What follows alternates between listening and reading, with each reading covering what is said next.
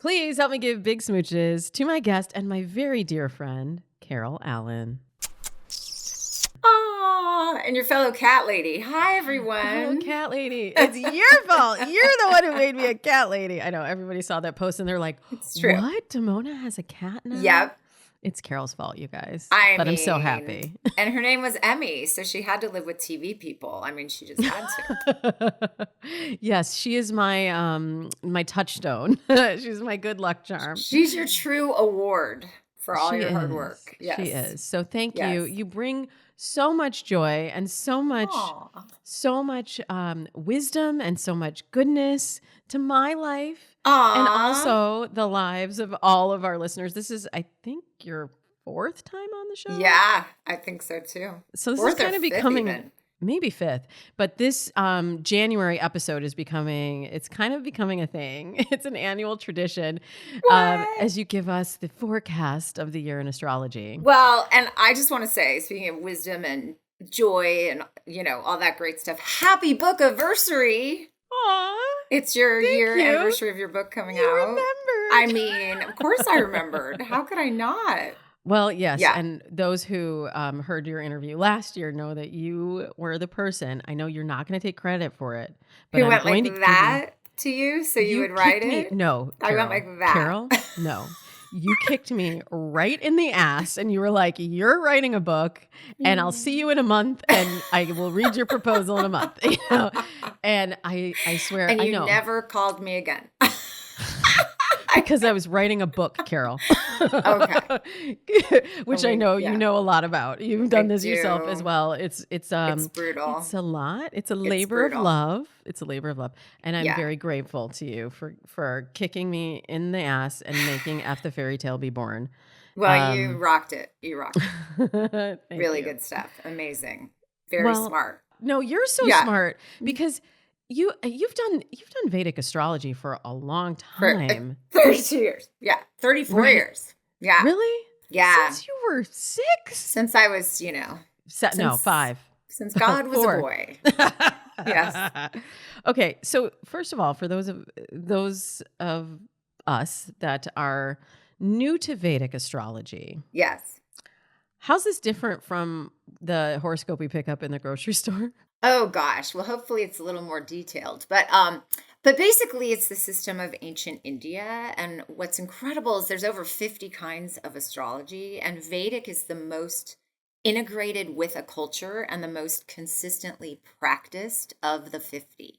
So since thousands of years ago, the Hindus of India, which is 90% of the country, have had their charts read for all sorts of auspicious occasions, births and weddings, and you don't get married in India. In fact, it's so wild because there's only a few really auspicious dates a year.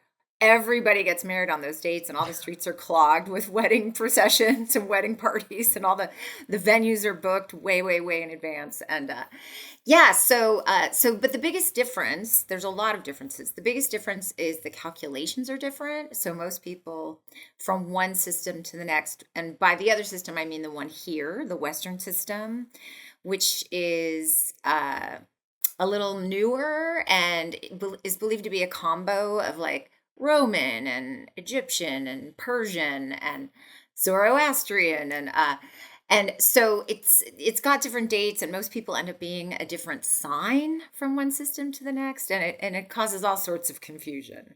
It's also more predictive. It's a little less, the Western point of view in general is you can create anything, you can make anything happen, pull yourself up by your bootstraps, you can do it. Right. And the Vedic system or the Indian system is more like what is written. What is your destiny? What is your fate? And how can you make the most of it? That is the point of a reading, is to understand the map you came in with and the train schedule of your life so that you can align with it and have the best time possible. Carol, I have to tell you, I've talked to you a lot as a friend and also on this podcast.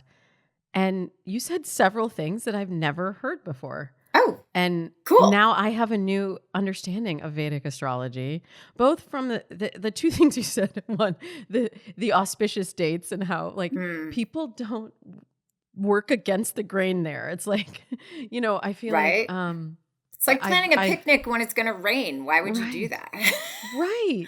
And that is just so descriptive of the American condition. Like we're just Oh boy. we're just like, well, it's always raining, so let's just have a picnic anyway. No, I'm kidding. Aw. It's not raining. It's not raining. Lately. It's partly cloudy Lately. though. It's definitely partly cloudy. Stormy. But, Stormy. the other thing that you said though is that it's like, what is your destiny? What is Yes. written?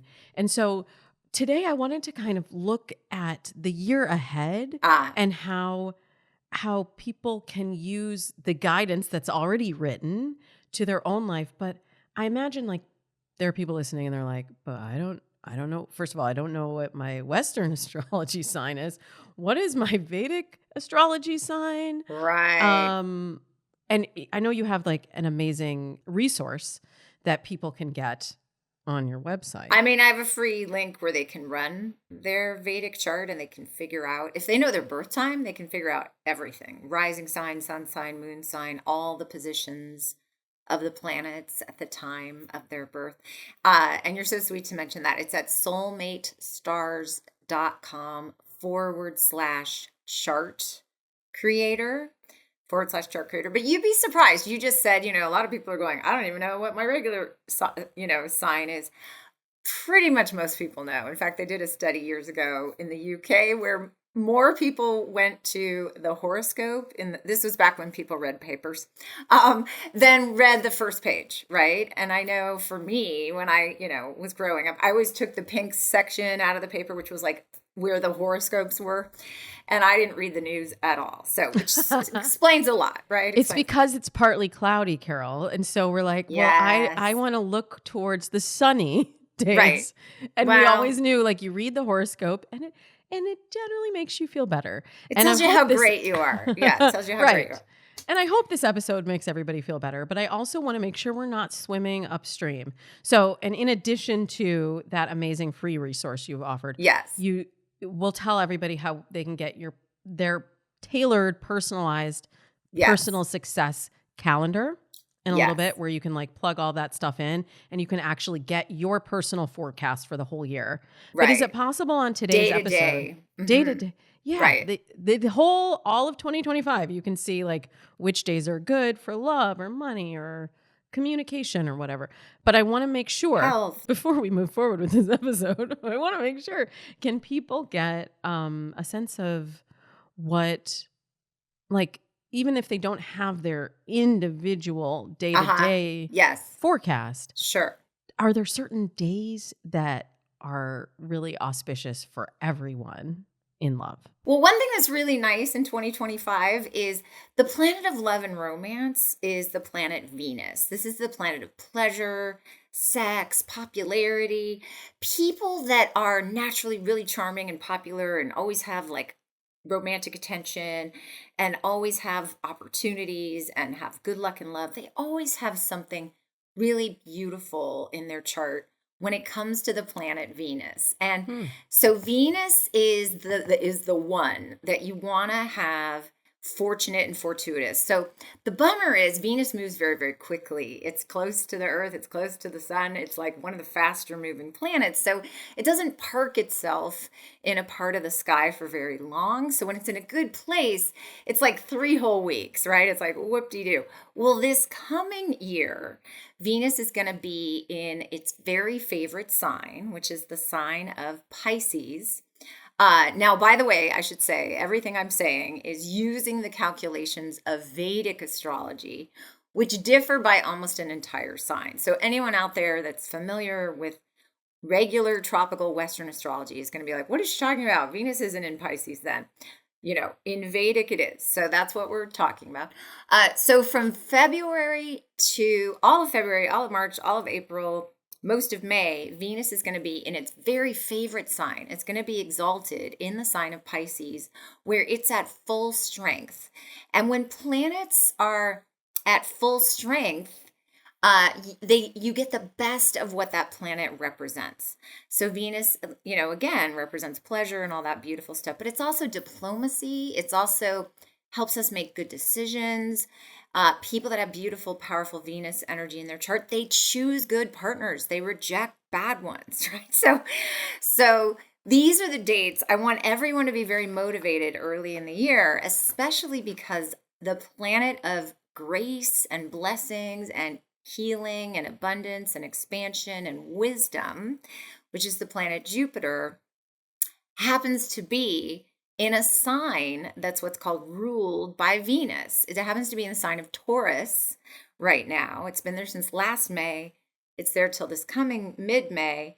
And when Jupiter is in a Venus sign, which Taurus is, like I said, and Venus is in a Jupiter sign, which Pisces is, they actually strengthen one another because they're doing something called exchanging signs.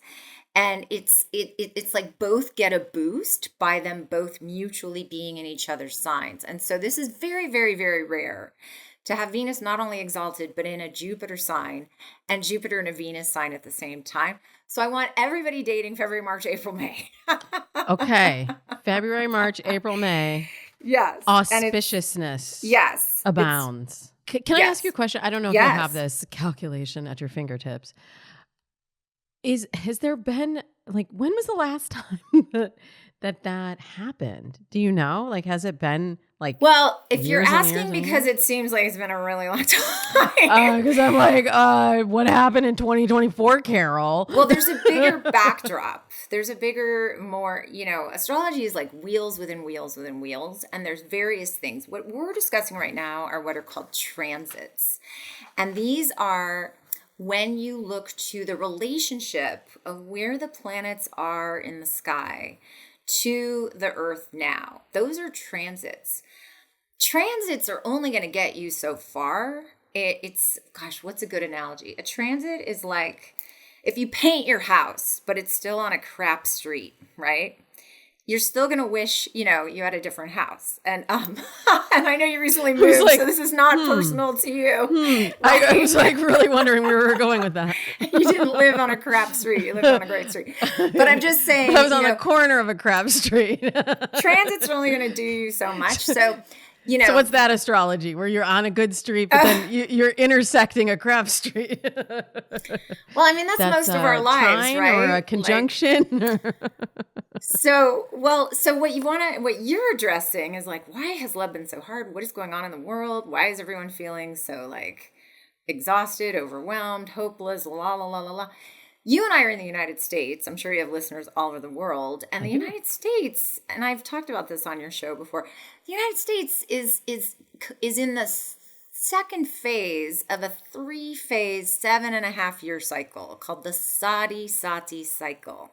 And it's when the planet Saturn is transiting, it's going through the signs around the moon sign of the chart of the US. So countries have charts just like people do. And so the US chart has the moon in the sign of Aquarius. And from 2020 to 2023, the planet Saturn was in the sign of Aquarius. Now, when Saturn is in the 12th sign, the sign right before a person's moon sign, a company's moon sign, a country's moon sign, it gets rough. It gets lonely. It gets financially restricted. It gets more depressed. There's lots of separation. There's lots of losses. So that happened in 2020. Do you remember 2020? Okay. Something happened. I can't remember. There was something that went What could it have been? I don't know, February, March. Yeah, I don't know. Maybe like the whole world stopped, maybe. Oh, right. That one. Yeah. Yes. I do remember that. So that was 2020 to 2023. And one of the results of that is people couldn't meet people. People couldn't mingle and mix. Weddings were like canceled everywhere. Weddings were scrapped. A lot of people got divorced. The other thing this Saturn cycle does is it makes you reevaluate your relationships, and it makes you go, am I in a good deal? And if you're not, suddenly you have the courage to go. Suddenly you can't take it anymore. So we saw divorce rise and marriage go down and la, la, la, la. The second phase of that was from January of 2020 until March of this year, March of 2025. And so in the second phase, you're like kind of slogging along. And in personal charts, it's not recommended to date or mate unless it's with someone you met before the period began, because what you tend to do is attract a lot of unavailable people. The third and final phase is from the end of March till the end of the very beginning of 2028. So the US is in this time of total transition around relationships.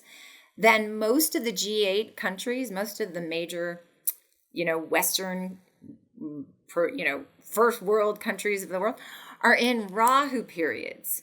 Rahu is an eclipse point, and guess what it is? It's the breaking down of norms, the breaking down of structure. So the EU is in this, the UK is in this, Russia, the US. So everything is kind of chaos, and it's going to be change till 2028. And it's like we're in it till like 2033. And forgive me, I have to double check because I haven't looked lately because I don't do world prediction. But just to say, these beautiful transits are in the backdrop of this whole other not great stuff. But we promised them we would have good news today. We did. We promised good news. There's going to be good news. We would have Get to the part about Venus again. Let's go back to Venus. I liked her. But it's part of why I just want to give the world a hug right now. It's part of why there's so much turmoil, and it's part of why there's so much uncertainty. Rahu periods bring uncertainty and bring fear and paranoia. And we all get more like, what's happening? What's happening? And so, my biggest wish and my biggest thing I preached during the election is we all just have to really commit to our own joy and our own serenity and not let the world ensnare us, not let these things outside of ourselves. Because, we're starting a new presidency that some people feel great about, some people feel terrible about.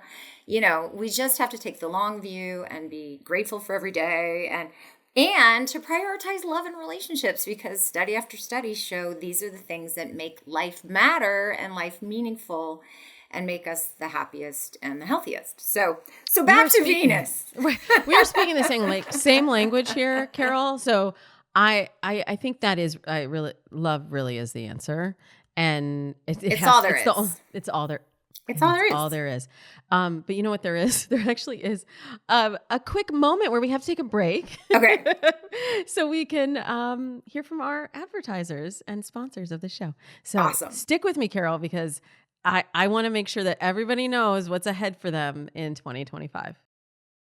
We are back with more dates and mates, and I promised predictions for the year ahead. So we were getting back to the part about Venus. We were just excited for the year ahead. Yes. So give us good news, Carol. Okay. Well, part of why Venus is going to be in its favorite sign for so long, when normally it's in a sign for 3 weeks. It's like, what is happening? Is the sky changing? Should we be worried? No.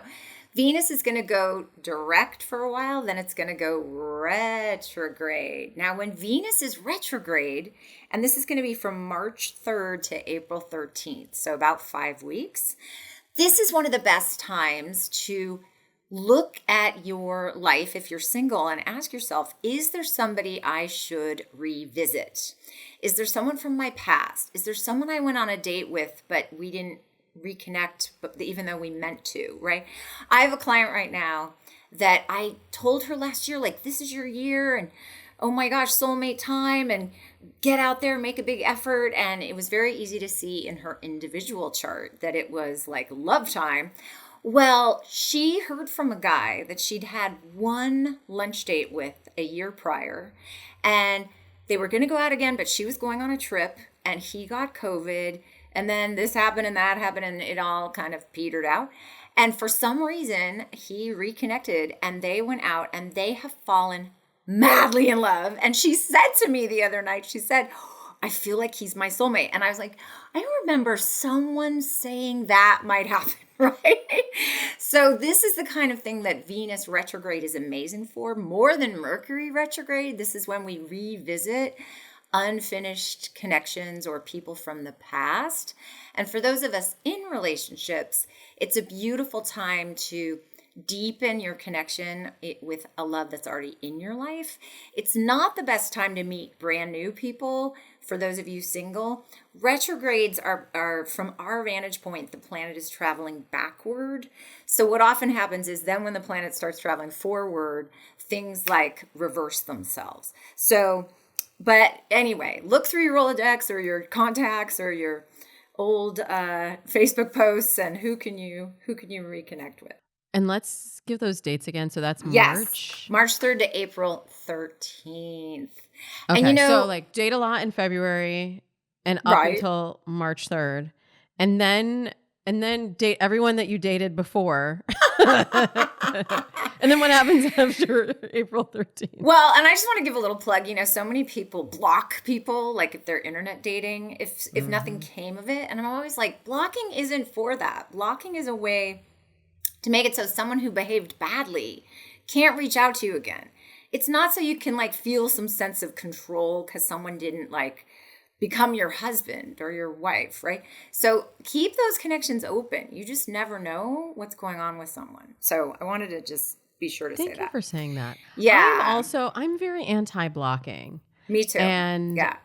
I feel like it's also like, it's so much more of an energetic, like internal energetic thing where it's like you're blocking that person for you. You know what I mean? Like it's ego. It's ego. That's what I see. It's like so me. That's what you can't even contact me now. Me. Right. That's what that is. And it's not helpful. And it's human and it's understandable, but you never know. They might come back around. They might come back around. Be your soulmate, like my client. My next favorite Venus time is in July. It's June 29th to July 25th. Venus is in one of its other favorite signs, the sign of Taurus. So for anyone who's a Pisces or a Taurus, these are especially good times for them. But a lot of people have like the moon in these signs or the rising sign in these signs or Venus itself in these signs. It's beautiful for them too. But for all of us, we're going to feel the good mojo in some way. So summer flings coming your way. Yeah. My next favorite time is when Venus is in Libra. This is one of Venus's other favorite signs. It's the sign of dating and mating, right? It's the 7th sign, the sign of partnership. And from November 2nd to November 26th, that is when Venus is really beautiful and happy there. So that's what I would recommend. That's so much possibility. Oh, I know. Yeah. I promise the people hope and positivity. But I also find it helpful, Carol, to know when there are times where it's just like, it's just going to be sticky. Like, we have 3 Mercury retrogrades a year, right? Or 4 sometimes. Sometimes 4 on a lucky and then year. Eclipses, which are always weird. Mm-hmm. Right. Pretty, but weird. Yes. But are there dates on the calendar when you look ahead to 2025 where of course we should just be aware, things are going to be a little tricky and misunderstandings might happen? Well, right now, Mars is retrograde. Mars has been retrograde since December 7th. Now, when planets are retrograde, they're closer to the Earth in our mutual orbiting around the sun than usual. And that makes it so that their energy is more intensely felt here. And Mars isn't just retrograde, it's in the sign of Cancer, which is a very emotional sign. And Mars is like motivation and ambition and drive and courage, but it's also the shadow side of Mars is anger, hostility, impatience, irritation, violence. And so when Mars is retrograde in an emotional sign like Cancer, we all have to be careful of being a little more stressed and tense and terse and argumentative and irritable. And so we have to up our self-care and give each other some grace and try to get more sleep and all that stuff. So that's grace is my word of the year, Carol. You ding, ding, ding. You win a brand new car. You and I are just mind melding. We're just mind melding. I know. I just talked about it last week. Grace. So now is the time for grace. Like between now and February 24th, and again, it started December 7th, so it was all through the holiday season, and it's not until the end of February. So people need to be sweet with themselves. Now, that said, Mars aspects the planet Saturn, which is pretty hostile, I'm sorry to say. So the first the first weekend in early April, like around the whole first like couple of weeks of early April, this energy is present. But the first weekend, the moon joins in terms of the energy. The moon becomes involved as well. And that's usually when you see a real escalation of events. So I just want everyone to like count to 10, bite their tongue. And, you know, if you hear back from somebody that's got a bad temper or who's been too brutal with you in the past and they want to get together in early April, say no. I'll talk to you in May, honey. Yeah. I'll talk to you in May, and I'm going to bring like Guido and Fingers to join me on the, right? Oh, loving astrology here. Yes. Now, we all have to be careful, of course, when Mercury's retrograde. You mentioned that, of course. Mercury retrograde makes for anything you've been wanting to say or been trying not to say, even like pushing down, sweeping under the rug, trying to avoid, it's going to come flying out when Mercury is retrograde. This is when people have a breakdown that precedes the breakthrough. So lots of couples fight, lots of, you know, misunderstandings occur so that there will be deepening of communication. That is the purpose of Mercury retrograde. It's the planet of communication and of speech and writing and speaking and media. And so the hope is that this is when you clear the air, get to the answers you've been seeking and you've been needing to face or deal with. So I personally love Mercury retrograde because it does all of that. But if you're someone who has poor communication skills, or if the people in your life do, then it can make it really uncomfortable. And I'm a huge fan of like nonviolent communication. There's so many great ways to improve our communication skills and become assertive, not aggressive, right? Mercury retrograde is to become more honest and truthful, but not in a way that mows people down. Okay, so so the dates are March 16th to April 7th, July 19th to August 11th, and November 10th through November 29th. So this year we get 3, not 4. Phew. It's always weird a few days before and after as well. And I do tell my daters then, not the best time to meet somebody for the first time. And I know that's like restricting people a bunch, but it's more of a time to reevaluate your dating, look at how it's going, and again, circle back on maybe somebody you owe a call to or a message to. I'm sure you run into this all the time, Damona, with your internet dating clients where like they don't answer people or follow up even when they are interested. And even when somebody's like high quality, there's, you know, sometimes people have resistance or they say they want love, but they don't prioritize it and they don't, you know, just overwhelm. Right. You know, True. just there's so many messages in there. It's clogged up and it's like, oh, I did want to respond to that person, but I forgot. Right. This is when they need us to like sit on them and go through their inbox with them. So yeah. Now, Jupiter is the planet of marriage and husbands. And I just want to say one thing about Jupiter. Jupiter is actually retrograde a few months a year. And it's so frustrating because this is the planet of marriage, and it's not recommended to marry when Jupiter is retrograde. And it's a lot of time. So people will call me and they'll want me to choose wedding dates because I choose auspicious dates for very important occasions like that, which we referenced at the top. But between now and February 4th, Jupiter is retrograde. Here's the problem with starting something really important that has lasting long-term consequences. When Jupiter's retrograde, it makes, again, it's the planet traveling backwards. So it makes it so that the things Jupiter represents, which is like wisdom, optimism, abundance, children, health and vitality, like all these important things, when you begin something and that planet is traveling backwards, it's not going to go as well as you expect. Like the money's going to be, you know, less, the work's going to be more, the fulfillment from the thing is going to be less than you expect. So I'm always trying to get people when it's something like starting a business, like booking a wedding, like, can you wait for Jupiter to go direct? So Jupiter goes direct, which is great, February 4th. But then it goes retrograde again next November, this coming November, November 12th. Oh, that's so far away. Through March of 2026. So again, it's 4 months. It's like a wild. So I don't mean to upset everybody, but no winter weddings. Basically. People already have their wedding planned, I'm sure. But what about like engagements too?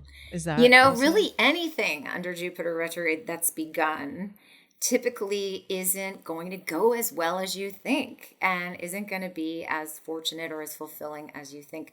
So I would recommend an engagement being before that or after that too. One of the things I do with people with weddings all the time is they'll say to me like, oh no, the venue's booked, or oh no, my mother-in-law can only come on that time, right?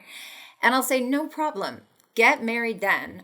But let's have an earlier date where it's just the two of you and some justice of the peace somewhere. And you're already married and nobody needs to be the wiser. And you kick off the wedding when the stars are smiling, and it'll make your life go more smoothly. So I know this all sounds crackers. But we've talked on your show about, wedding charts and your wedding chart and like some really interesting combination. Your wedding chart was absolutely gorgeous, and you didn't even need me. You didn't even need me. Yeah, we talked about that last time, but that's okay. We've been a little busy. You've been a little busy. Yeah, 2024 happened. So are there techniques like other than getting the personal success calendar, which I hope everyone will get, and we have a special link that's just for our listeners that will send people right to the right place for you. At damonahoffman.com/mycalendar. Of course, the link will be in the show notes. What? But other than doing the personal success calendar, are there ways that are there techniques that people can use to understand their love lives better? Like maybe there's an example, that everyone would know, like Taylor Swift, and like we've all been following her love adventures this year. Oh my gosh, Woman of the Year. Yeah. Yes. Or, someone else that people know and might love? know. I don't know. And love. I don't know. Like maybe you? I did not invite you here to give me a reading, but I will take it if you're offering. I mean, of course I'm offering. So my favorite technique that is so much fun to share with people because it's so crazy simple is when you look to a person's chart and you ask the question, what kind of person are they destined to be with? Again, as Westerners, so much of our conditioning and programming and, experience of being in the West is we're told that everything is on us and up to us, that everything is, if it's going great, it's because we did it. And if it's going badly, it's because we did it, right? Like everything, like we get the blame and the shame and the credit and the fame, But the point of view of the East is that it's all grace, it's all karma, it's all what is meant for you. And so there's, for Westerners, that's a pretty hard pill to swallow. Like, oh my God, what do you mean it's not up to me? But at the same time, there's this relief of, oh, you mean it's not all my fault? So we do this beautiful technique where I said Jupiter is the planet of husbands and marriage. You look to where is Jupiter in a person's chart. And for a woman, you look to the relationship of Jupiter and Mars. Mars is the husband. Mars is the soldier there to build a life with her. That is what Mars represents. And so you count how many signs are there between a woman's Jupiter and her Mars. And this, of course, is if somebody's heterosexual. And I don't mean to leave out any other kinds of couples. But for our purposes today, that's what we're doing. So you count and you start with the sign that Jupiter is in, and you travel. And this is where it's getting a little technical. But on my chart creator page at soulmatestars.com/chart creator, you use the chart on the right. It's the North Indian chart. It's a square. And it's got little diamonds that go in a circle. And you want to do this counterclockwise. And you want to count. So if we go to your chart, Damona, and we find Jupiter's in Cancer. And Mars, the planet of husbands, in this technique, not always, but in this technique, Mars is in the sign of Scorpio. Scorpio is the 5th sign over from Jupiter. Guess what the 5th sign or the 5th house represents? Guess what it represents? Like partnership? It represents romance, so that's fun. But it's literally the house of the entertainment industry. And so for those who don't know, Damona is married to a man in show business. Okay, we're in the biz, honey. I just had to laugh. Now, the 5th house is also the house of children, and you guys have children, and it's a huge part of your union is to focus on your children, and Mars is in Scorpio, and Scorpio is one of Mars's very favorite signs. It's very strong in the sign of Scorpio, and it's a fixed sign, which is a sign of things lasting and having longevity and being solid. And, having known you a long time, I can totally attest, you guys are solid. So how cool is that? 17 years long. Whoop, whoop. So in a man's chart, we got to do this for him too now. We look to Venus in relationship to Jupiter. So he has Jupiter in Cancer, just like you do, because you guys are the same age. And when you count how many signs over he has Venus rules the wife in a man's chart. It is 3 signs because he has Venus in Virgo. Virgo is 3 signs away from Cancer. You include Cancer. So it goes Cancer, Leo, Virgo. That's 3. The 3rd sign or the 3rd house is about marketing and writing. It's about media. It's about being self-employed. I am not kidding you. Okay. How crazy is that? Wow. In his chart, Venus is in Virgo. Virgo is the natural 6th sign, which is service, and it's ruled by Mercury. Again, the planet of media, marketing, speaking, newspapers, books, writing, la la la la la. So, how crazy is that, right? And also, when we met, I wasn't doing this work. I was working in TV casting. So my chart knew, my destiny Your chart knew. Exactly. So I thought it would just be fun. And you mentioned, Taylor Swift. So Taylor Swift has Jupiter in Gemini. If you count where is Mars from Gemini, it's in Scorpio, which is 6 signs away. And are you ready for this? The 6th sign or the 6th house represents OG people who are competing. So it represents like athletes, soldiers, get out. People who are in service. So, like soldiers, police officers, firemen, la la la la. So obviously football Taylor's players, for example. And it's Mars in Mars's own sign where it's like extra martial. So she's with this total martial guy, right? And then Mars is with the sun. Well, the sun is a star. So he's a huge superstar in his own right. He's a kind of king. The sun is the king. So and it's in a fixed sign again. So she has long relationships. We'll see if it goes the distance with him, but it wouldn't surprise me if it did, just based on that. And if it doesn't, we'll get some great music out of it. Exactly, because her breakup songs are the best. Right? Exactly. Right. So, and then, I could do this all day, but lastly, I have Beyonce, because she's the other, mega. She and Taylor saved the economy in 2024, right? That's true. They saved America. So Beyonce has Jupiter in Virgo and Mars in Cancer. Cancer is the 11th sign from Virgo. The 11th house or the 11th sign is fame and wealth. So OG, Beyonce is married to Jay-Z, who is famous and wealthy. He's a billionaire. And Mars is with Rahu in his chart. In fact, it's 1 degree. Now, Rahu is an eclipse point. It's also known as the North Node. And Rahu is, when it influences partnership, it makes a person partner with someone very different from themselves. And there could be something deceptive or something aberrant or, let's just call it inappropriate, right? So he was a drug dealer. He shot his own brother. Like now he's in some big scandal, which we won't mention. But Rahu creates a bit of chaos and makes people partner with people foreign to themselves. So she was a nice Texas girl, not from the projects, not from the big bad city. And but isn't that crazy? It's the 11th house, which is like wealth and fame. Isn't that so wild? So it's so much fun. I could do this all day long.